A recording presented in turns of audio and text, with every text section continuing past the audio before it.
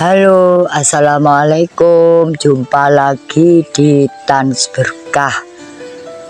Teman-teman, sekarang saya mau berbagi tips lagi ya tentang kegagalan. Nah, teman-teman, kalau yang namanya kegagalan itu biasa sebenarnya ya. Jadi teman-teman tidak perlu bingung atau frustasi gara-gara gagal. Entah gagal di apapun ya itu ya. Bisa gagal di pekerjaan, gagal di sekolah, atau gagal di percintaan atau lain-lainnya. Yang namanya gagal itu biasa. Jadi teman-teman, ketika ada kegagalan atau gagal, sebenarnya itu adalah gagal itu sukses yang tertunda.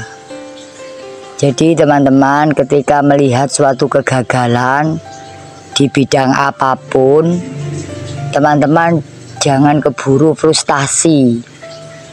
Sebenarnya gagal itu justru menambah motivasi untuk teman-teman untuk mencari kesalahannya. Mungkin ada kesalahan yang kita lakukan ya. Terus lagi biasanya gagal itu semakin kita menjadi kuat dan semakin kepingin belajar untuk mencapai. Itu yang namanya kegagalan. Jadi teman-teman, ketika kita gagal ya, nggak usah bingung teman-teman, nggak usah drop atau frustasi. Itu sebenarnya biasa. Gagal itu pasti sering ditemui, bahkan dari usia muda. Yang namanya gagal itu sering dan bolak-balik.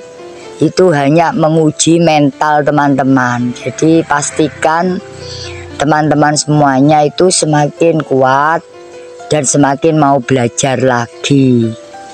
Itu berarti tidak usah takut ya. Yang namanya gagal itu biasa. Gagal itu bukan berarti sudah gagal. Gagal itu kalau sudah meninggal itu namanya gagal. Kalau masih hidup itu bukan gagal, untuk belajar lagi dan mencoba lagi. Itu yang namanya kegagalan. Jadi jangan mengambil kesimpulan dulu ketika gagal.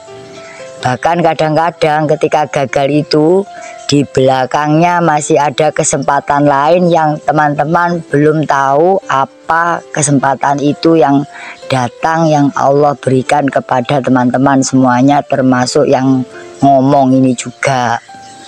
Jadi teman-teman jangan frustasi ya, sabar dulu, dicari dulu kenapa gagal, dan nanti dinikmati dulu ketika gagal. Tidak tahu apa yang terjadi ketika ada kegagalan, biasanya itu di belakangnya ada runut dan ceritanya lagi. Jadi teman-teman, yang pasti yang namanya gagal itu ada sukses yang tertunda. Asalkan teman-teman semangat berjuang lagi dan semangat belajar dan introspeksi diri. Nah itu teman-teman, yang namanya kegagalan dan manfaatnya, sebenarnya manfaatnya besar sekali.